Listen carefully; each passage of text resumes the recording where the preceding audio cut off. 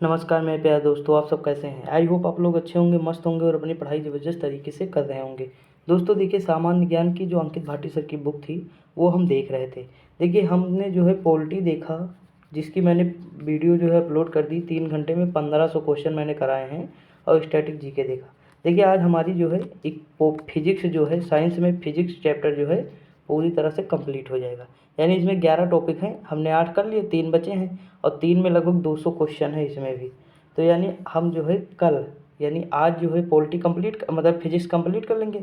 उसके बाद कल जो है मतलब कंबाइन करके एक मैराथन टाइप का जो है 2 घंटे का, मुश्किल से 2 नहीं 1.5 घंटे की होगी शायद वीडियो। तो 1.5 घंटे की होगी।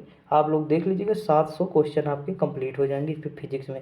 उसके बाद फिर केमिस्ट्री डालेंगे और देखिए अब आवाज़ आपको अच्छे से सुनाई देगी, समझ में आएगी। धीम तेज़ की कोई इशू नहीं रहेगा, ठीक। क्योंकि मैंने जिस रूम में मैं रहता था वो रूम मैंने छोड़ दिया है। किस लिए? तो आवाज़ को लेकर, क्योंकि बहुत ज़्यादा मैं भी परेशान था, आप लोग भी परेशान थे। देखिए अब देखते हैं फिजिक्स। क्या शुरुआत करते हैं फिजिक्स। इसमें जो है हम जो है 8 टॉपिक कर चुके हैं, 9वां टॉपिक हमारा है, ठीक। अब देखते हैं इसमें पहला क्वेश्चन क्या लिखा है। इसमें पहला क्वेश्चन लिखा है कि सौर कुकर में सूर्य के अवरक्त प्रकाश को एक बिंदु पर केंद्रित करने के लिए किस प्रकार के दर्पण का प्रयोग किया जाता है। तो कौन सा दर्पण होता है? अवतल दर्पण। कौन सा? अवतल दर्पण। अगला है कि दृष्टि वैषम्य को किस लेंस के द्वारा दूर किया जाता है। तो ये बेलनाकार लेंस है। कौन सा है? बेलनाकार लेंस। आगे बढ़ते हैं। अगला क्वेश्चन है कि गोलाकार दर्पण की परावर्तक सतह के केंद्र को क्या कहा जाता है। तो ये जो कहा जाता है ये ध्रुव कहा जाता है। क्या कहा जाता है? ध्रुव कहा जाता है। देखिए थोड़ा सा भी अगर आप प्रकाश के बारे में या पढ़े होंगे रिफ्लेक्शन के बारे में, तो आपको पता होगा कि ये दर्पण है, ये वो भाग है जो कलई किया जाता है, ये बिना कलई वाला भाग है। अगर एक जैसे शीशा घर में देखें ना, शीशा ही होता है दर्पण। तो देखिए शीशे के जो पीछे वाला देखेंगे तो वो कलई होगा, यानी पेंट जिसे कहते हैं। तो पीछे जो है पॉलिश लगी होगी, नहीं तो फिर जो है आप अपना शक्ल नहीं देख सकते, क्योंकि वो तभी तो रिफ्लेक्ट करेगा। अगर इस इधर जैसे मान लीजिए ये लेंस है, इसके पीछे ये कलई हो गई, ठीक। तो जब कोई चीज़ इस पे आएगी तो ये रिफ्लेक्ट करेगी। क्या करेगी? रिफ्लेक्ट। जैसे शीशा हमारे सामने जो आता है, हम उसमें जब चेहरा देखते हैं तो वो हम मतलब रिफ्लेक्ट करके हमें दिखाता है, हमारी आंखों में उसकी रोशनी पड़ती तब जाके हम अपना चेहरा देखते हैं। लेकिन हम कभी अंधेरे में शीशे में देखें तो हम खुद नहीं दिखेंगे, समझेंगे नहीं। तो प्रकाश ही है जो सब कुछ कराता है।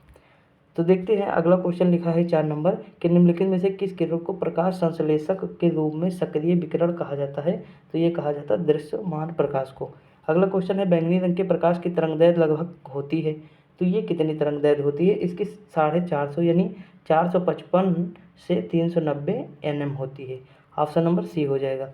अगला क्वेश्चन लिखा कि ऑप्टिकल फाइबर की कार्यप्रणाली का वैज्ञानिक सिद्धांत निम्नलिखित में से कौन सा है।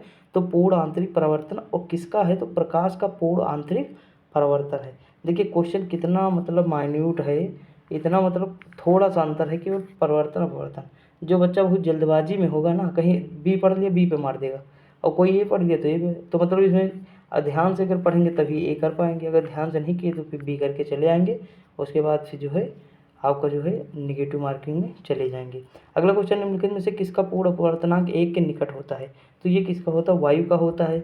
अगला क्वेश्चन है कि निम्नलिखित में से क्या किसी समतल दर्पण द्वारा किसी बिंब के बने प्रतिबिंब की एक विशेषता नहीं है। तो हम इसके लिए सारे ऑप्शन हमें पढ़ने होंगे।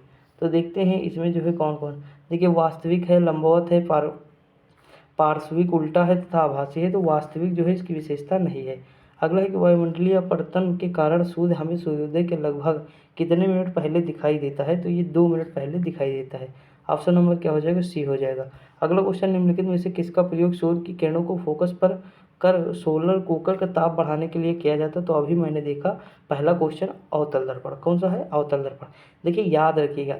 अब देखिए एक चीज़ मैं आपको बता दूं, एक ट्रिक है, याद रखिएगा। उड़ान क्या है? उड़ान, उड़ान, ठीक। एक ये है, इस तरह याद कर सकते हैं। जैसे ऊ से उत्तल दर्पण, द से दूर दृष्टि दोष, ए से अवतल दर्पण, न से निकट दृष्टि दोष। यानी अवतल दर्पण में मतलब अवतल दर्पण में निकट दृष्टि दोष और उत्तल दर्पण में दूर दृष्टि दोष। देखिए ये क्या हो गई? इसकी ट्रिक हो गई उड़ान। एक ये भी तरीका है कि आप लिख लीजिए, जैसे दूर है तो उत्तल हो जाएगा, ठीक, और निकट है तो अवतल हो जाएगा। क्या है? निकट है तो अवतल हो जाएगा। अब देखिए इसमें जो है 4 अक्षर हैं, यानी ये बड़ा है तो इसमें 3 अक्षर हैं, ये 2 अक्षर हैं, यहाँ 3 अक्षर हैं। यानी देख लिए जो बड़ा होगा वो हो जाएगा, समझे कि नहीं। लेकिन मैं तो जो है हाई स्कूल में उड़ान याद किया था, या आप ये याद कर सकते अनूप, इस तरह याद कर सकते हैं। देखिए मैं 3 चीज़ बता दी आपको, ये हो गया अवतल, निकट, उत्तल और जो है अनूप। तो ये जो है क्या हो जाएगा, मतलब जो है अनूप यानी अवतल दर्पण, उसके बाद निकट दृष्टि, उत्तल दर्पण, दूर। अनूप नहीं होगा इसकी, ठीक है। और देखिए अब ये अनूप इसलिए नहीं होगा, ये उड़ान होगा क्योंकि यहाँ पे हमें यू लाना है, मतलब वो लाना है, क्या लाना है, तो डी लाना है, अनूड हो जाएगा फिर, समझ में कि नहीं। तो 2 ही ट्रिक याद रखिएगा, वो छोड़ दीजिएगा, कोई दिक्कत नहीं। देखिए वो मतलब जो है किसी ने शायद बताया था, या मतलब उसमें अनूड बताया था, या फिर मतलब हो सकता है, लेकिन कोई दिक्कत नहीं, मैंने 2 बताई, वो याद रखिएगा कि हमें ऐसे करना है क्वेश्चन। देखिए अगला क्वेश्चन लिखा है कि पृथ्वी तक सूर्य की किरणें पहुँचने में लगभग कितना समय लगता है। तो देखिए ये जो समय लगता है ये 8 मिनट लगता है। अगला क्वेश्चन है कि परावर्तन में परावर्तन कोण के समान होता है, तो ये क्या होता है, आपतन कोण के समान होता है। अगला क्वेश्चन, यदि आप एक समतल दर्पण के सामने खड़े होते हैं तो आपकी छवि ऐसी हो जाती है, कैसी हो जाती है, तो समान आकार किंतु पार्श्ववर्ता अधो शीर्षी हो जाती है। अगला क्वेश्चन, इंद्रधनुष के रंग विग्योर प्राप्त करने के लिए श्वेत प्रकाश को एक प्रकाशीय उपकरण के माध्यम से गुजरना पड़ता है, जो कहलाता है, तो क्या कहलाता है, प्रिज्म कहलाता है। आप लोग बहुत सुने होंगे। देखिए जो विग्योर है, यानी ये आर हो गया रेड और ये हो गया बैंगनी, ठीक। तो देखिए इसकी आवृत्ति जो है सबसे अधिक है, मतलब इसकी जो है तरंग दैर्ध्य, सॉरी इसकी तरंग दैर्ध्य कम है और आवृत्ति सबसे अधिक है, यानी ये फैलता बहुत तेज है, और तरंग दैर्ध्य जो है इसकी कम है, और इसकी तरंग दैर्ध्य सबसे अधिक है, आवृत्ति सबसे कम है। अब देखिए तरंग दैर्ध्य जिसका अधिक होगा, ये समझ लीजिए जैसे हम तरंग दैर्ध्य जो अधिक है, जैसे मैंने जब आप देखे होंगे कि रेड का तरंग दैर्ध्य अधिक है, यानी ये ज़्यादा दूर तक गति नहीं करता है, ज़्यादा दूर तक मतलब जो है बिखराव इसमें नहीं है, यानी इसमें बिखराव नहीं होता है, ये दूर से हमें दिखाई देता है। इसलिए आप देखे होंगे कि जब भी रेलवे स्टेशन पे आप जाएंगे तो लाल झंडी दिखाई जाती है ट्रेन को रोकने के लिए, क्योंकि वो दूर से दिखाई देती है, वो मतलब रिफ्लेक्ट नहीं करती। और कोई कलर होगा तो रिफ्लेक्ट कर सकता है, दूसरे कलर में दिखाई दे सकता है, लेकिन कभी भी जो है रेड रेड में ही दिखाई देगा आपको, चाहे कितनी भी दूर से देखें, समझा कि नहीं। तो ऑप्शन नंबर इसीलिए जो है, मतलब ये याद रखिएगा, ऐसे पूछता रहता है कभी, तो मतलब समझा दिया हूँ, क्योंकि तरंग दैर्ध्य भी पूछा है ना कई बार कि किस रंग की तरंग दैर्ध्य सबसे अधिक है, किसकी कम है, तो इसकी कम है, इसकी अधिक है, यानी इधर हम बढ़ेंगे तो फिर अधिक हो जाएगी तरंग दैर्ध्य, लेकिन आवृत्ति घट जाएगी, आवृत्ति घटेगी, आवृत्ति इसकी ज़्यादा है और इसकी कम है, समझा कि नहीं। याद रखिएगा, एग्जाम में आता है इसीलिए बताया हूँ। आगे बढ़ते हैं। अगला क्वेश्चन लिखा है कि किसी वस्तु के आकार का समतल दर्पण द्वारा निर्मित प्रतिबिंब के आकार से अनुपात होता है, तो ये कितना होता है, ये 1:1 होता है। अगला है कि बहुमूर्तिदर्शी इस अवधारणा पर आधारित होता है, कौन सी, बहुलित परावर्तन। अगला क्वेश्चन है कि वह प्रतिबिंब जो पर्दे पर प्राप्त नहीं की जा सकती है, कौन सा प्रतिबिंब है, तो आभासी प्रतिबिंब है। अगला है कि आभासी प्रतिबिंब सदैव होता है, तो ये सदैव ऊर्ध्वशीर्षी होता है, ऑप्शन नंबर डी हो जाएगा। अगला क्वेश्चन है सौर सेल की तुलना में सौर पैनल बेहतर है क्योंकि, तो देखिए इसमें क्योंकि यह अधिक विद्युत शक्ति प्रदान करता है, ऑप्शन नंबर क्या हो जाएगा, सी हो जाएगा। अगला क्वेश्चन है कि निम्नलिखित में से कौन सा प्रकाशित सूक्ष्मदर्शी का हिस्सा नहीं है, तो इसमें कौन सा हो जाएगा, हैंड लेंस हो जाएगा। अगला है कि सौर ऊर्जा को अत्यधिक गर्म बनाने के लिए एक छोटे बिंदु पर हजारों दर्पण या वक्र धातुओं का उपयोग द्वारा केंद्रित किया जाता है या इसमें होता है, तो इसमें देखिए क्या होता है, सौर भट्टी या सोलर भट्टी होती है। अगला क्वेश्चन है कि एक आवर्धक लेंस होता है, तो इसमें क्या हो जाएगा, उत्तल लेंस। उत्तल लेंस क्या होता है, एक आवर्धक लेंस होता है, एग्जामिनर में पूछा गया क्वेश्चन है। अगला क्वेश्चन दिया हुआ है कि तारा का टिमटिमाना तारों की रोशनी के वायुमंडल में इससे के कारण क्या है, तो इसका कारण है अपवर्तन। देखिए एग्जाम में बहुत बार भर भर के क्वेश्चन आया है ये, ठीक, याद रखिएगा। अगला क्वेश्चन क्या है, तो अगला क्वेश्चन दिया हुआ है कि जब प्रकाश एक माध्यम से दूसरे माध्यम में तिरछा प्रवेश करता है तो प्रकाश के संचरण की दिशा दूसरे माध्यम में बदल जाती है, इस प्रभाव को जाना जाता है, तो ये प्रभाव हमारा क्या कहलाता है, ये कहलाता है अपवर्तन। अगला है कि निम्नलिखित में से कौन से रंग के प्रकाश का प्रकीर्णन न्यूनतम होता है, प्रकीर्णन मतलब बिखराव, तो जिसकी तरंगदैर्ध्य सबसे अधिक होगी उसका बिखराव सबसे कम होगा, मैंने अभी बताया ना ऊपर। और देखिए क्वेश्चन पूछ भी लिया गया, तो ये लाल हो जाएगा। आप समझ में आया ना कि मैं इतना टाइम क्यों लिया था वहाँ, इसलिए लिया था। देखिए अभी एक क्वेश्चन आया था परसों के प्रैक्टिस सेट में इसी में, कि एफिल टावर गर्मी में जो है बड़ा हो जाता है, क्यों, क्योंकि वो उसका जो लोहे का ऊष्मीय प्रसार के कारण, यानी ऊष्मा जो है ताप अधिक होता है गर्मी में, तो ताप के कारण वो मतलब फैल जाता है, ठंडी में सिकुड़ जाता है। आजक मतलब ये कॉन्सेप्ट है, लेकिन ये फैक्ट बहुत कम ही लोग मतलब जानते होंगे। तो इसीलिए तो प्रैक्टिस करोगे तभी, क्योंकि ये एसएससी में पूछा गया क्वेश्चन है, समझा कि नहीं, इसीलिए करना चाहिए। अगला क्वेश्चन, हीरे का पूर्ण अपवर्तन सूचकांक है, तो इसका क्या है, ये है 2.42। देखिए दशमलव के बाद हमेशा इकाई में पढ़ना है, इसे 42 नहीं पढ़ना, गलत हो जाएगा, इसे पढ़ना है 0.42। ठीक, बहुत सारे टीचर भी इसे 42 कह देते हैं, लेकिन ध्यान दीजिए, वो उनके ध्यान, शायद उनको कभी ध्यान न रहता हो, मैंने देखा कभी मतलब ध्यान नहीं देता, इसलिए ये नहीं कहता हूँ कि पता नहीं रहता, पता सबको रहता है, लेकिन कभी हो जाता है, तो मतलब मैं आपको बता दे रहा हूँ। अगला क्वेश्चन है कि सूर्य का प्रकाश पृथ्वी पर किस प्रक्रिया से पहुँचता है, तो ये प्रक्रिया कौन सी है, विकिरण है।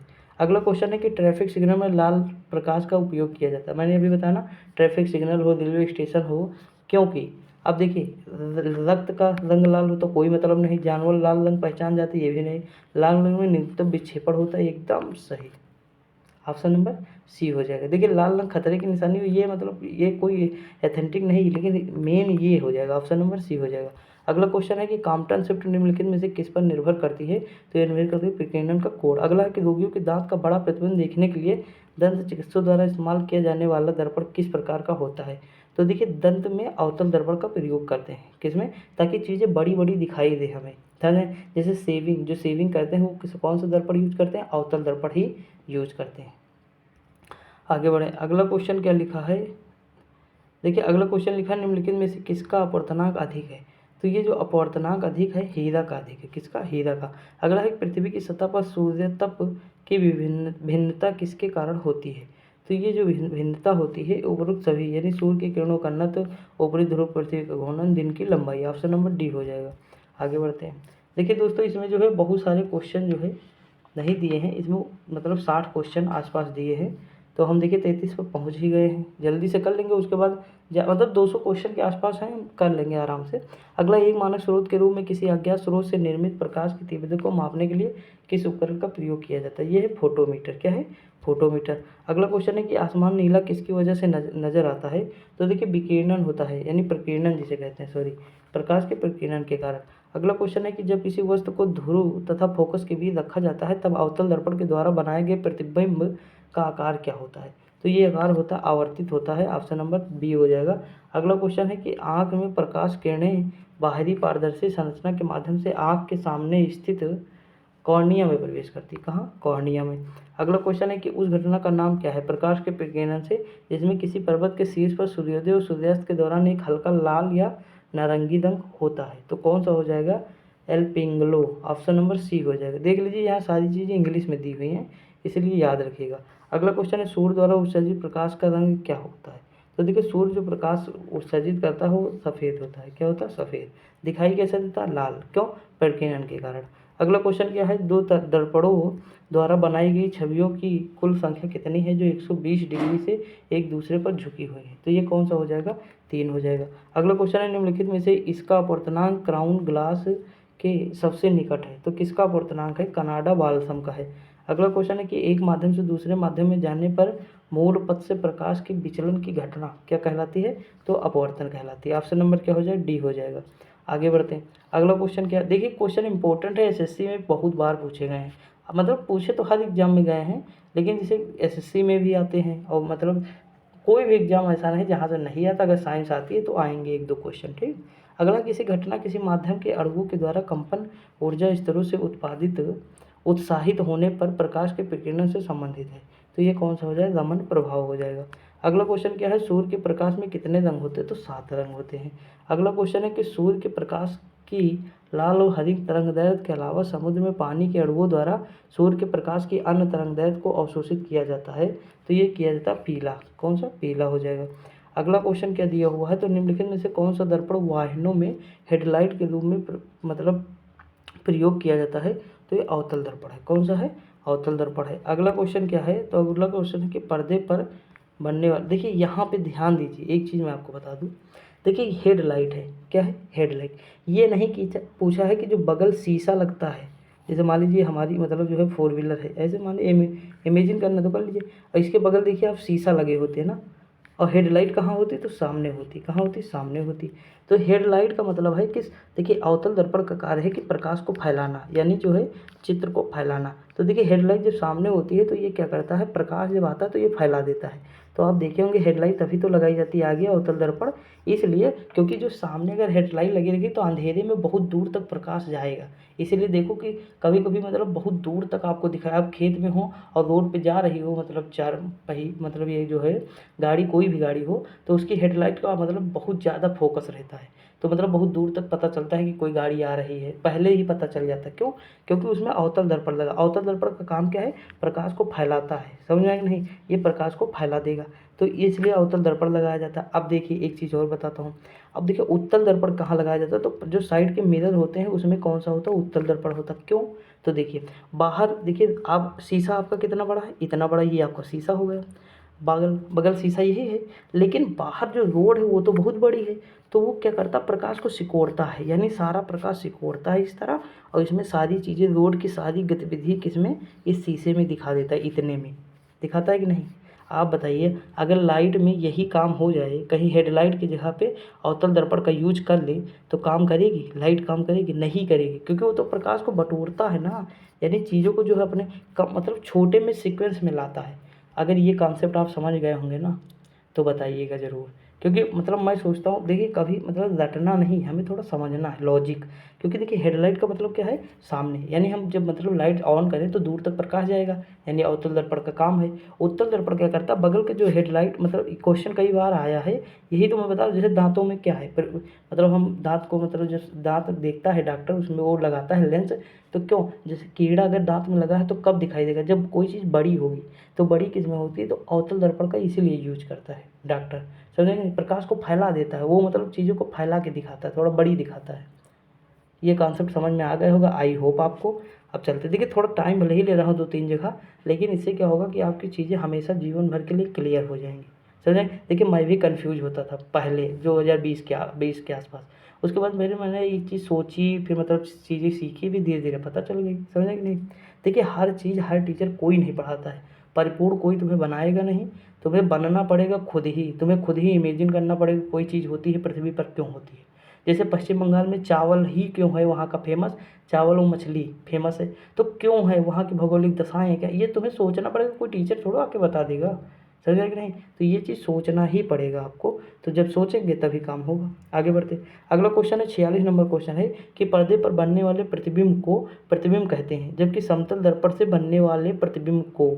अब देखिए इसमें दो चीज़ पूछा है कि वास्तविक या आभासी, ये चीज़ इसमें पूछा हुआ क्वेश्चन में, तो हम इसका जवाब क्या देंगे, ऑप्शन नंबर ए हो जाएगा, यानी वास्तविक। पर्दे पर बनने वाला प्रतिबिंब वास्तविक प्रतिबिंब कहते हैं, जबकि समतल दर्पण से बनने वाले प्रतिबिंब को आभासी प्रतिबिंब कहते हैं। समझा कि नहीं, आगे बढ़ते हैं।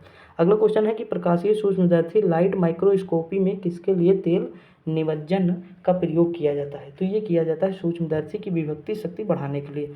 अगला प्राथमिक रंग, तो देखिए लाल हरा नीला, लाल हरा नीला, आप ऐसे याद कर लीजिए, आपको दिक्कत नहीं होगी। या फिर इस तरह याद करते हैं, जैसे लानी लानी, मतलब एक ऐसी वर्ड याद, लाल नीला हरा प्राथमिक रंग, ये चीज़ मतलब ये भी इस तरह भी आप याद कर सकते हैं, करना चाहे तो। लेकिन कोई जो हमको लगता है ऐसे अगर 2-3 बार बोलेंगे ना, लाल हरा नीला, लाल हरा नीला, तो आप रट जाएगा।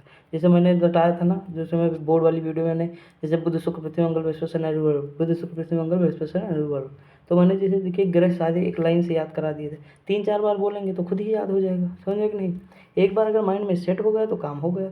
अगला क्वेश्चन है कि एक उत्तल लेंस जिसकी फोकस लंबाई 40 सेंटीमीटर है और 25 सेंटीमीटर फोकस लंबाई के एक अवतल दर्पण अवतल लेंस के साथ स्पर्श करता है, इस संयोग का पावर क्या होगा। तो देखिए इसका पावर होगा -1.5D। आप करके देखिएगा, डी इसलिए लिखा क्योंकि लेंस का जो है जो वो होता है मात्रक, या मात्रक ही कह लीजिए, तो वो डायोप्टर में मापते हैं, यानी उसकी जो क्षमता होती है डायोप्टर में मापते हैं। अगला क्वेश्चन है, इसमें कोई फर्क नहीं पड़ता, इसमें कोई फर्क नहीं पड़ता कि आप दर्पण से कितनी दूरी पर खड़े हैं, आपका प्रतिबिंब सीधा दिखाई पड़ता है। यह आगे क्वेश्चन क्या है, यह कौन सा दर्पण हो सकता है। तो देखिए ये जो हमारा दर्पण होगा ये होगा समतल या उत्तल दर्पण होगा। अगला क्वेश्चन है, किसी व्यक्ति का पूरा प्रतिबिंब देखने के लिए एक समतल दर्पण की न्यूनतम ऊंचाई आधी होनी चाहिए। ये देखो, व्यक्ति की ऊंचाई की आधी, देखिए एक बार मैंने पढ़ा था, माइंड में था, तुरंत बिना ऑप्शन देखे ही बता दिया आधी। समझे कि नहीं। अगला क्वेश्चन है कि समुद्र जल के नीले रंग का होने का कारण क्या है। तो देखिए ये ऊपर भी आप देखे होंगे, जैसे देखिए समुद्र जल में अशुद्ध तो गलत है, ये है कि पानी द्वारा रोशनी का छितराव, यानी जो पानी है वो रोशनी को क्या करता है, फैलाता रहता है। तो इसीलिए ऑप्शन नंबर क्या हो जाएगा, इसका बी हो जाएगा। अगला क्वेश्चन दिया है निम्नलिखित, देखिए छितराव का मतलब क्या है, विकिरणन होता है, रोशनी का प्रकीर्णन होता है। अगला निम्नलिखित में से किसमें वो सर्वाधिक ऊर्जा होती है, लेखपाल में आया था 2016 में आया था। देखिए सर्वाधिक ऊर्जा नीला प्रकाश में होती है, किसमें होती है, नीला प्रकाश।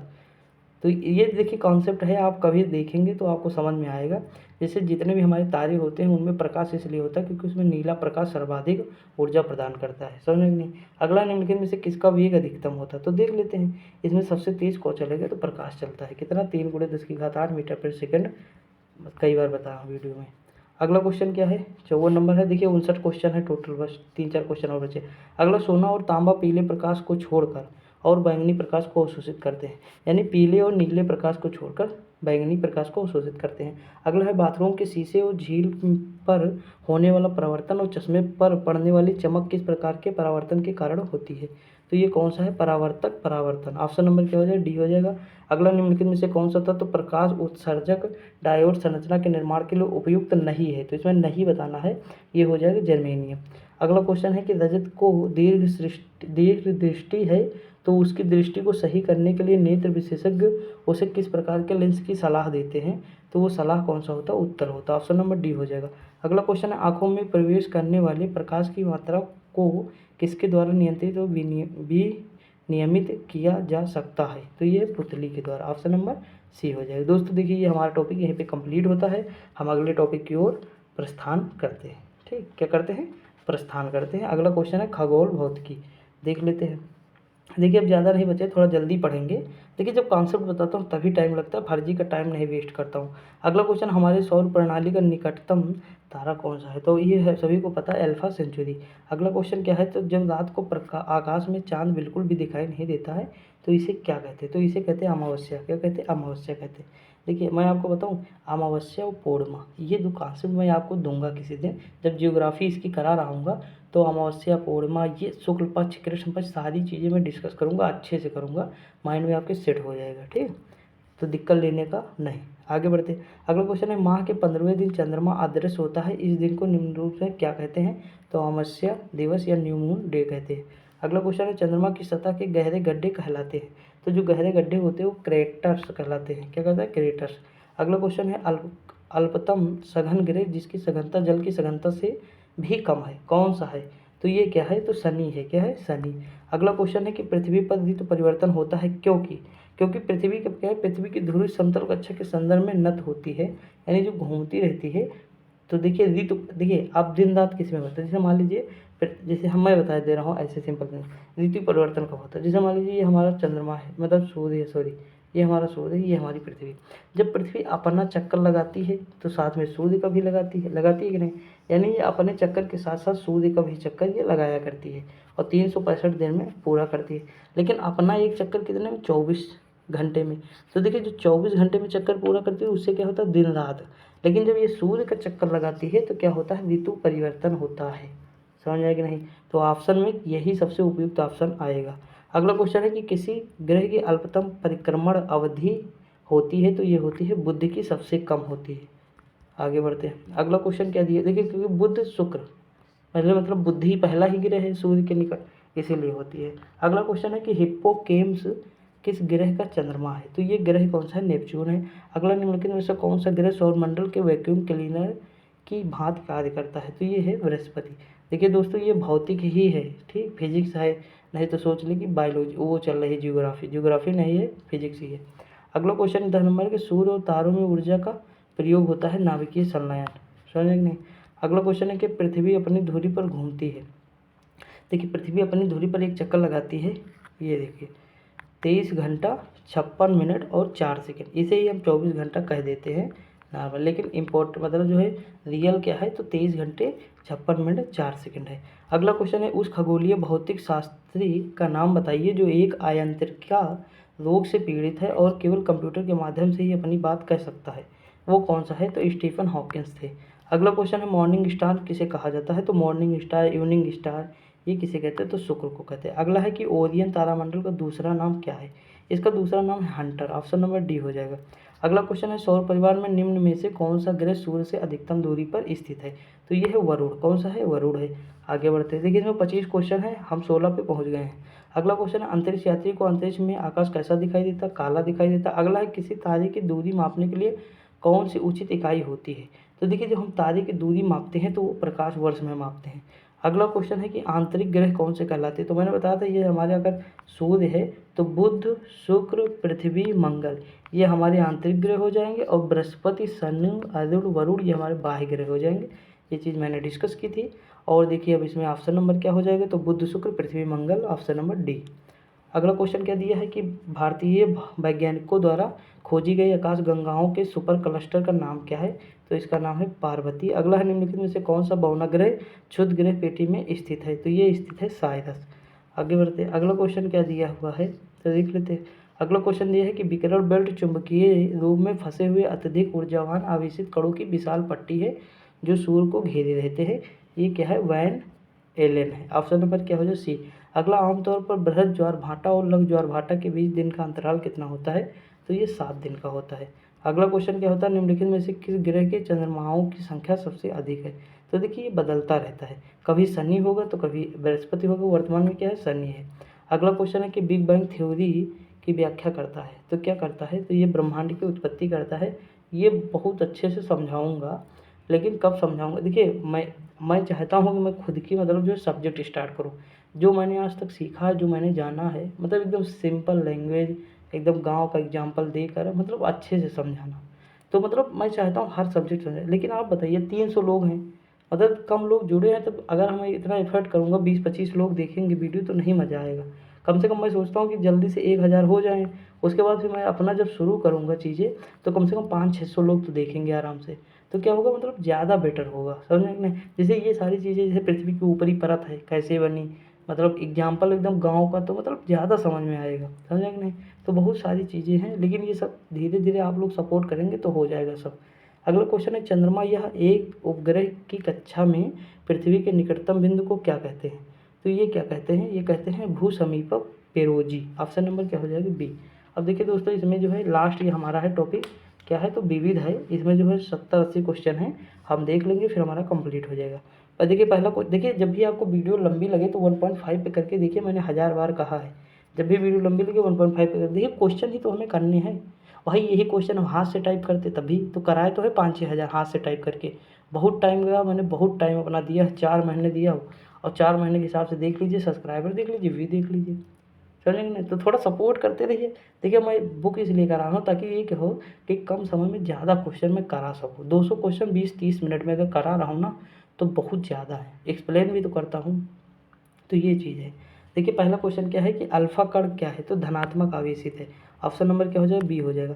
अगला क्वेश्चन है कि सोल्डर जो कम गलनांक की एक मिश्र धातु है और इसका उपयोग विद्युत तारों को जोड़ने वेल्डिंग के लिए किया जाता है, यह किन से मिलकर बना होता है, तो ये मिलता है शीशा और टिन से मिलता है। अगला क्वेश्चन निम्नलिखित में से क्या है, एक अर्धचालक है, तो देखिए अर्धचालक आपने सुना होगा जर्मेनियम। अगला है निम्नलिखित में से कौन सा, तो ठोस अवस्था वाले उपकरणों के लिए अर्धचालक में डोपिंग एजेंट के रूप में प्रयोग किए जाते हैं, तो ये कौन सा हो जाएगा, आर्सेनिक। ऑप्शन नंबर क्या हो जाएगा, बी। अगला क्वेश्चन निम्नलिखित में से कौन सा था, तो प्रकाश उत्सर्जक डायोड संरचना के निर्माण के लिए उपयुक्त नहीं है, तो इसमें से कौन सा हो जाएगा, जर्मेनियम हो जाएगा। अगला क्वेश्चन है कि एलसीडी एक मूल प्रकार का मॉनिटर है, एलसीडी का पूर्ण रूप क्या है, तो देखिए एलसीडी का पूर्ण रूप है liquid crystal display, option number C. अगला क्वेश्चन एलईडी का पूर्ण रूप क्या है, तो लाइट एमिटिंग डायोड। अब देख लीजिए ऑप्शन नंबर बी होगा, light emitting diode, option number क्या हो जाए, बी। अगला क्वेश्चन है नाभिकीय शक्ति संयंत्र में अपशिष्ट का निस्तारण एक बड़ी समस्या है क्योंकि वह उच्च रूप से रेडियोधर्मी होते हैं। अगला क्वेश्चन है परमाणु ऊर्जा संयंत्र को निर्मुक्त करके वायु को प्रदूषित करता है, तो ये क्या करता है, तो रेडियो सक्रिय विकिरण, ऑप्शन नंबर सी हो जाएगा। अगला क्वेश्चन नाभिकीय ऊर्जा संयंत्र के रिएक्टर में सौर ऊर्जा निम्न प्रक्रिया के माध्यम से उत्पन्न होती है, नाभिकीय विखंडन के माध्यम से। अगला क्वेश्चन नाभिकीय विखंडन तथा संलयन में अवमुक्त ऊर्जा निम्न प्रक्रिया के कारण होती है, कौन होती है, द्रव्यमान का ऊर्जा में रूपांतरण, ऑप्शन नंबर क्या हो जाए, सी। अगला निम्नलिखित में से कौन सा जैव सहनती ईंधन ऊर्जा का स्रोत नहीं है। तो देखिए ये स्रोत कौन सा है, नाभिकीय ऊर्जा नहीं है। अगला क्वेश्चन है विश्व के इतिहास में पहली परमाणु आपदा कब शुरू हुई थी, मतलब ये आपदा कब हुई थी, तो 6 अगस्त 1945 को हुई थी। आगे बढ़ते, अगला क्वेश्चन है कि को, मतलब इसमें खाली ऑप्शन दिया हुआ है, मतलब इसमें इस ऑप्शन बताना है कि क्या होगा। मतलब को एक्स किरणों की खोज के लिए 1901 में भौतिकी का नोबेल पुरस्कार दिया गया था। तो वो मतलब वैज्ञानिक कौन थे, तो वो कौन थे, लुई पाश्चर थे। कौन थे, लुई पाश्चर। अगला देखिए इसमें सॉरी ये कौन सा है हमारा, जो है लुई पाश्चर, इसकी खोज नहीं की है, वो मतलब रेबीज के टीके की खोज किए हैं। यहाँ मतलब क्वेश्चन नंबर 14 दिया हुआ है कि को एक्स की किरणों की खोज के लिए, सॉरी थोड़ा मतलब मिस्टेक है, लॉन्टजन है। कौन है, लॉन्टजन। अगला क्वेश्चन दिया है कि परमाणु संलयन अपक्रिया निम्नलिखित में से किस समीकरण द्वारा आधारित, तो E equal to M C square, E equal to M C square. Option number क्या हो जाएगा, ए हो जाएगा। अगला क्वेश्चन निम्नलिखित में से कौन अल्फा कण को दर्शाता है, तो देखिए इसमें से अल्फा कण को दर्शाता है 24He। ऑप्शन नंबर क्या हो जाएगा, डी हो जाएगा। अगला है कि द्रवों का घनत्व मापने के लिए किस उपकरण का उपयोग किया जाता है, तो ये है पिकोनोमीटर। ऑप्शन नंबर क्या हो जाएगा, डी हो जाएगा। अगला क्वेश्चन जेट इंजन का आविष्कार किसने किया था, तो देखिए जेट इंजन का आविष्कार जो किया थे वो किए थे सर फ्रैंक व्हीटल ने। अगला क्वेश्चन है 1930 में सीवी रमन को अच्छा किसके लिए नोबेल पुरस्कार मिला, तो भौतिक शास्त्र के लिए। ऑप्शन नंबर सी हो जाएगा, 1930 में मिला। याद रखिए कि डेट भी पूछता है। अगला क्वेश्चन क्या दिया हुआ है कि भारतीय वैज्ञानिक और भौतिक विज्ञान के प्रोफेसर ने संगीत के प्रति अपने गहरे प्रेम के कारण 1921 में लंदन की रॉयल सोसाइटी के समक्ष तार के संगीत उपकरणों के सिद्धांत का शोध पत्र प्रस्तुत किया। तो वो कौन थे, यानी वो कौन थे, सीवी रमन। ऑप्शन नंबर क्या हो जाएगा, सी हो जाएगा। अगला क्वेश्चन क्या दिया है कि का प्रयोग हवा की चाल को मापने के लिए किया जाता है, तो देखिए हवा की चाल जो हम मापते हैं वो एनीमोमीटर। ऑप्शन नंबर डी हो जाएगा। अगला क्वेश्चन एक फोटोवोल्टिक सेल में निम्नलिखित में से किस प्रकार की ऊर्जा विद्युत ऊर्जा में परिवर्तित होती है, तो कौन सा हो जाएगा, प्रकाश। ऑप्शन नंबर क्या हो जाएगा, ए। अगला क्वेश्चन है वातावरण की सापेक्ष आर्द्रता को मापने के एक उपकरण है, तो ये कौन सा है, देखते हैं। देखिए आर्द्रता को मापने के लिए तो हाइग्रोमीटर होता है, क्या होता है, हाइग्रोमीटर। ऑप्शन नंबर डी हो जाएगा। अगला निम्नलिखित में से किस वैज्ञानिक ने सापेक्षता का सिद्धांत प्रतिपादित किया, इंपॉर्टेंट है, अल्बर्ट आइंस्टीन। अगला क्वेश्चन है लैक्टोमीटर, तो लैक्टोमीटर की कार्य प्रणाली निम्नलिखित में से किस पर आधारित होती है, यानी ये दूध मापने के काम आता है, तो ये कहते हैं किस पर आधारित, तो आर्किमिडीज का सिद्धांत। अगला क्वेश्चन है नोबेल पुरस्कारों के संबंध में निम्नलिखित में से कौन सा युग्म सही नहीं है, तो ये कौन सा युग्म सही नहीं है, तो चंद्रशेखरन वेंकट रमन चिकित्सा। अच्छा आपने एक चीज़ देखा होगा, जब आप डेयरी पे मान लीजिए दूध कोई ले गया तो वहाँ पे एक शीशी लगाते हैं, उसमें लगाते हैं कि नहीं, तो उसमें जानते हैं एक्चुअली क्या मापते हैं, मैंने कहा लैक्टोमीटर का उपयोग करते हैं। तो उसमें वो घनत्व देखते हैं, क्या देखते हैं, डेंसिटी। अगर मान लीजिए कि आपके उसमें जो है आपने कुछ मिलावट नहीं की, ठीक, अगर आपके दूध का घनत्व कम है, याद रखिए अगर दूध का घनत्व कम है तो यानी वो प्योर है, यानी उसमें मिलावट नहीं है, पानी नहीं मिलाएगा, तो वो महंगा लगेगा। अगर आपका घनत्व कम है, देखिए घनत्व ज़्यादा कब होगा, जब उसमें मक्खन नहीं होगा, यानी मक्खन अगर ऊपर से हट, मक्खन ऊपर तैरता है कि नहीं बताइए, तो अगर पेवर दूध होगा, जितना पेवर दूध उतना ज़्यादा मक्खन। तो जब मक्खन ज़्यादा होता है तो इसका मतलब है कि मक्खन उस पर ऊपर तैरता है, दूध के ऊपर मक्खन तैरता है। तो जब मक्खन ऊपर तैरेगा तो हल्का है तभी तो तैरता है, यानी घनत्व उसका मक्खन का कम है। तो जिस दूध का घनत्व कम होगा और वो क्या है, प्योर है, और जिस दूध का घनत्व अधिक है, यानी उसमें देखिए डेंसिटी देखते हैं, समझ आए कि नहीं, तो ये चीज़ उपयोग करते हैं लैक्टोमीटर मापने के लिए, यानी जिसका घनत्व अधिक है यानी वो दूध जो है प्योर नहीं है, यानी उसमें पानी मिलाया गया है। और जो घनत्व, इसलिए आप देखते होंगे वही बताता है कितने रुपए लीटर लगना चाहिए दूध, कितने में नहीं। सर आई होप आपको पहली बार कहो पता चला हो, तो कोई बात नहीं, देखते रहिए। अगला क्वेश्चन है 26 नंबर, नोबेल पुरस्कारों के संबंध में निम्नलिखित में से कौन सा युग्म सही नहीं है, तो ये कौन सा युग्म है जो सही नहीं है, चंद्रशेखर वेंकटरमन चिकित्सा, ये सही नहीं है। अगला निम्नलिखित में से कौन ऊर्जा का एक गैर नवीकरणीय स्रोत कौन सा है, तो ये कौन सा है, जीवाश्म ईंधन, क्योंकि ये खत्म हो जाएगा। अगला क्वेश्चन है कि विशिष्ट सापेक्ष सिद्धांत के अनुसार निम्नलिखित में से क्या सापेक्ष नहीं है, तो ये प्रकाश का वेग जो है सापेक्ष नहीं। अगला निम्नलिखित में से किसे भारत का स्पेस प्रोग्राम का जनक माना जाता है, तो विक्रम साराभाई को। अगला क्वेश्चन ईईजी एक परीक्षण जिसका प्रयोग मस्तिष्क में विद्युत गतिविधियों के आकलन के लिए किया जाता है, ईईजी का पूर्ण नाम क्या है, तो इलेक्ट्रोइंसेफलोग्राफ। अब देख लो ये है ऑप्शन, इंसेफ्लो है इसमें, देखो 1 मिनट, इलेक्ट्रो एपिलो ये नहीं होगा, अगला इलेक्ट्रो ये है, ऑप्शन नंबर डी है। ध्यान से दीजिए क्योंकि इसमें मतलब एकदम मिला दिया है, समझ गए, घींच पीस जिसे कहते हैं, तो ऑप्शन नंबर डी हो जाएगा। अगला निम्नलिखित में से कौन सा विशिष्ट ताप पर हवा द्वारा जल वाष्प को धारण कर सकने की मात्रा की तुलना में हवा द्वारा धारित जल वाष्प का मापन है, ये कौन सा हो जाएगा, सापेक्ष आर्द्रता। आगे बढ़ते, अगला क्वेश्चन क्या है, तो अगला क्वेश्चन है स्टीफन हॉकिंस हैं एक, तो स्टीफन हॉकिंस क्या थे, तो वैज्ञानिक थे, क्या थे, वैज्ञानिक थे, आपने नाम तो सुना ही होगा इनका। अगला क्वेश्चन है कि पृथ्वी का अचानक हिलना अथवा कांपना जो बहुत ही कम समय के लिए होता है उसे क्या कहते हैं, तो उसे भूकंप कहते हैं। अगला क्वेश्चन क्या, निम्नलिखित में से कौन सी अदिश राशि है, तो देखिए बल विस्थापन 7 हो और रहे संवेग, इतना याद कर लीजिए, ठीक, इतना मुझे याद है, इतना याद कर लीजिए तो उसमें 4-5 आ जाएंगे, और इसमें दिया भी नहीं, विद्युत क्षेत्र हो जाएगा। अगला क्वेश्चन, निम्नलिखित में से कौन सा भूकंप की तीव्रता को दर्ज करने के लिए उपयोग किया जाता है, तो ये किया जाता है सिस्मोग्राफ। अगला क्वेश्चन है कि निम्नलिखित में से कौन सी प्रक्रिया जिसमें गैस को ठोस में परिवर्तित किया जाता है, तो ये कौन सी प्रक्रिया, निक्षेपण। अगला क्वेश्चन क्या है, गैस को ठोस में परिवर्तित करते हैं तो निक्षेपण होता है, ऑप्शन नंबर क्या हो जाएगा, तो ए हो जाएगा। अगला है कि जब बिजली पैदा करने के लिए ऊष्ण स्रोत या हॉट स्प्रिंग का उपयोग किया जाता है तो इस प्रकार की ऊर्जा उत्पादन क्या कहलाता है, तो भूतापीय ऊर्जा। कौन सी होती है, भूतापीय ऊर्जा। हिमाचल प्रदेश में मणिकर का एक स्थान है, वहीं पर आपको दिखाई देगा। अगला, सूर्य में आती पराबैंगनी किरणों में हमें कौन बचाती है, तो ये कौन बचाती है, O3 यानी ओजोन। अगला है कि निम्नलिखित में से एक अदिश राशि नहीं है, तो देखिए बल विस्थापन 7 हो और रहे समय, देखिए त्वरण है, ठीक, क्या है, त्वरण है, इसमें क्या है, मतलब अदिश राशि नहीं है, तो त्वरण जो है अदिश राशि है नहीं, ये सदिश राशि है, क्या है, सदिश राशि, समझे कि नहीं, ये सदिश राशि, बाकी सारी अदिश राशि है। आगे बढ़ते, अगला क्वेश्चन है कि जब कोई वस्तु पानी में डूब जाती है तो उसके भार में कमी, तो क्या कहते हैं, मतलब इसकी कमी क्या होती है, उसके द्वारा हटाए गए द्रव की मात्रा, यानी उसके बराबर होती है। जैसे मान लीजिए कोई चीज़ डूब गई, जैसे मान लीजिए नाव है, तो जब नाव चलती है ना तो वो जितनी वजन है नाव, उससे ज़्यादा वो पानी हटाती है अपने आसपास।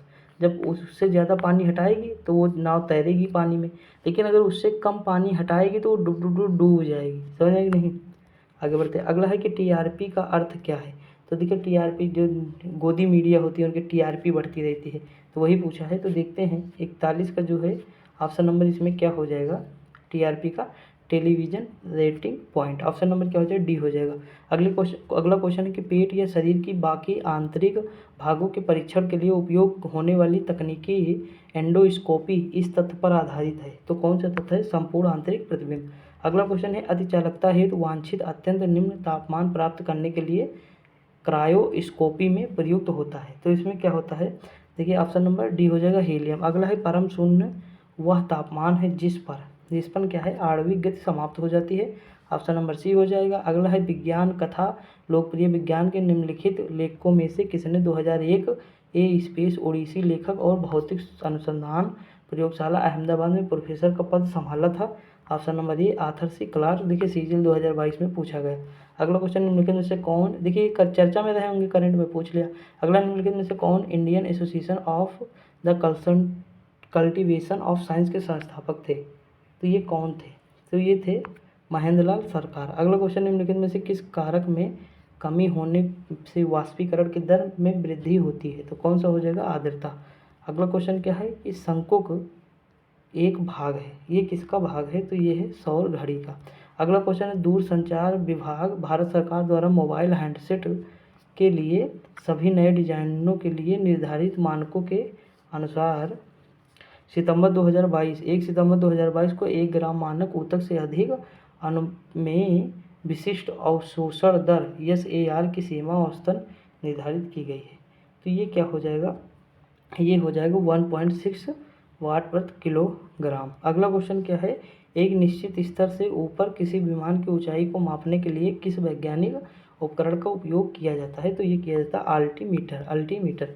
अगला क्वेश्चन है पाइप में बहने वाले द्रव के प्रवाह की गति और दर को मापने के लिए प्रयुक्त उपकरण का नाम क्या है, तो इसका नाम है वेंटियोमीटर, ऑप्शन नंबर डी हो जाएगा। अगला है कि इंफ्रारेड ऑप्टिकल का उपयोग जेट इंजन रोटर वेल्ड के तापमान और गर्म स्थानों को मापने और निगरानी के लिए किया जाता है, तो ये क्या हो जाएगा, पायरोमीटर, उच्च ताप बता दिया ना। आगे बढ़ते हैं। अगला क्वेश्चन है कि पृथ्वी पर जीवन के लिए ओजोन परत का क्या महत्व है। इसका महत्व हमें पराबैंगनी किरणों से बचाती है। अगला क्वेश्चन है गैल्वेनोमीटर, विद्युत धारा, ग्राफोमीटर। तो देखिए ये हो जाएगा कोण, क्या हो जाएगा कोण, ऑप्शन नंबर क्या हो जाएगा डी हो जाएगा। अगला क्वेश्चन प्रत्येक सुबह की कौन सी घटना क्वांटम यांत्रिकी का भाग है। तो ये है अलार्म का बजना। अगला निम्नलिखित में से कौन सी राशि सदिश राशि नहीं। अब देखिए यहाँ अदिश पूछ लिया, तो अदिश राशि में क्या है, यहाँ पे कार्य है, क्या है कार्य। अगला क्वेश्चन निम्नलिखित में से कौन सा उपकरण अवरक्त विकिरण को मापता है। तो इसमें कौन सा हो जाएगा विकिरण मापी। आगे बढ़ते हैं। अगला क्वेश्चन क्या दिया हुआ है, देखिए उस साइड थोड़ा कम साफ दिखाई दे रहा है, जबकि पेज एक ही है और मतलब क्लिक भी सही से किया उसके बाद जो है ऐसा होता है, तो थोड़ा सा मतलब मैनेज कर लीजिएगा दोस्तों। देखिए अगला है कि निम्नलिखित में से किसमें ओडोमीटर होता है। तो किसमें होता है, कार में। अगला क्वेश्चन निम्नलिखित में से कौन सा कथन गलत है। तो इसमें कौन सा कथन गलत है, इसमें है दाब के मात्रक को मीटर में रेखांकित करते हैं। अगला क्वेश्चन है कि क्लिनिकल थर्मोमीटर का प्रयोग शरीर के तापमान को मापने के लिए किया जाता है, जिसकी सूचना 35 डिग्री सेंटीग्रेड से मतलब 35 डिग्री सेंटीग्रेड से 42 डिग्री सेंटीग्रेड तक होती है। ऑप्शन नंबर सी हो जाएगा। अगला है कि फुल्मिनोलॉजी का अध्ययन क्या होता है। तो यह था आकाशीय बिजली। अगला क्वेश्चन पनडुब्बियों में समुद्र स्थल से ऊपर की चीज़ों को देखने के लिए निम्नलिखित में से किस उपकरण का प्रयोग किया जाता है। तो ये उपकरण कौन सा होता है, पेरिस्कोप। अगला क्वेश्चन है कि राइट बंधुओं ने दुनिया की पहली सफल नियंत्रित संचालित उड़ान को कब पूर्ण किया था। तो ये किए थे 1903 में। अगला क्वेश्चन क्या दिया है, राइट बंधुओं का नाम बताइए जिन्हें हवाई जहाज के आविष्कार का श्रेय दिया जाता है। तो ये कौन सा हो जाए, विल्डर और ओरविल। अगला निम्नलिखित में से किस वैज्ञानिक ने केवलर का आविष्कार किया था। तो ये कौन सा है, स्टेफनी लुइस कोवलेक। अगला क्वेश्चन निम्नलिखित में से किस वैज्ञानिक ने डायनामीटर का आविष्कार किया था। तो ये क्या थे, अल्फ्रेड नोबेल। ठीक दोस्तों, आगे बढ़ते हैं। देखिए अब ज़्यादा क्वेश्चन इसमें नहीं बचे हैं। अब इसमें जो है 83 क्वेश्चन है, 67 हो ही गए, लगभग 15 क्वेश्चन है। अगला ऊर्जा परिमाण की खोज के लिए 1918 में किस वैज्ञानिक को नोबेल पुरस्कार दिया गया। तो ये नोबेल पुरस्कार दिया गया था माइल्स कॉल्स अंस लुडविग फ्लैंको। देखिए बहुत बड़ा नाम है। अगला वैज्ञानिकों के योगदान जिनके लिए उन्हें नोबेल पुरस्कार से सम्मानित किया गया के संदर्भ में निम्नलिखित में से कौन सा युग्म गलत है। देखिए प्रकाश का प्रकीर्णन सीवी रमन, ठीक। उसके बाद एक्स किरणों का परिवर्तन जैक्स ओन ल्यू। अगला है जीमैन प्रभाव हेनरिक लोरेन। अगला क्वांटम। तो देखिए इसमें जो है ऑप्शन नंबर इसका क्या हो जाएगा, डी हो जाएगा, ये गलत दिया हुआ है। अगला क्वेश्चन है सुपर कंडक्टिविटी की खोज द्वारा की गई जिन्हें 1913 में भौतिक के लिए नोबेल पुरस्कार से सम्मानित किया गया। तो ये थे कॉमेरलिंग ओन्स। ऑप्शन नंबर सी हो जाएगा। अगला है कि केपलरी फीड फाउंटेन पेन का आविष्कार किसने किया था। तो वाटरमैन ने किया था। किसने, वाटरमैन ने किया था। अगला क्वेश्चन क्या दिया है कि का प्रयोग किसी व्यक्ति की आंखों के अंदर दबाव को मापने के लिए किया जाता है। तो टोनोमीटर का प्रयोग किया जाता है। ऑप्शन नंबर ए। अगला क्वेश्चन है कि ठोसों को उनके घटक कणों की अवस्था में मौजूद क्रम की प्रकृति के आधार पर क्रिस्टलीय और अक्रिस्टलीय के रूप में वर्गीकृत किया जा सकता है। ऑप्शन नंबर क्या हो जाएगा, डी हो जाएगा। अगला है निम्नलिखित में से किस वैज्ञानिक को सैद्धांतिक भौतिकी में उनकी सेवाओं के लिए विशेष रूप से फोटो इलेक्ट्रिक प्रभाव के नियम की उनकी खोज के लिए नोबेल पुरस्कार दिया गया था। तो ये क्या हो जाएगा, एल्बर्ट आइंस्टीन। अगला है कि भौतिकी और खगोल विज्ञान में घटना का नाम क्या है जिसमें एक चुंबकीय क्षेत्र में प्रकाश स्रोत को रखे जाने पर वर्णक्रमीय रेखा को दो से अधिक घटकों को थोड़ा अलग आवृत्ति में विभाजित करना शामिल है। तो ये क्या हो जाएगा, जीमैन प्रभाव। अगला है दोहरा विरोधाभास के साथ जुड़ा हुआ है। तो क्या जुड़ा है, सापेक्ष का सिद्धांत। अगला क्वेश्चन है कि फौकॉल्ट के पेंडुलम के दोलन की सतह के घूर्णन के लिए निम्नलिखित में से कौन जिम्मेदार है। तो कोरियोलिस बल है। अगला क्वेश्चन है शब्द एस्कारियन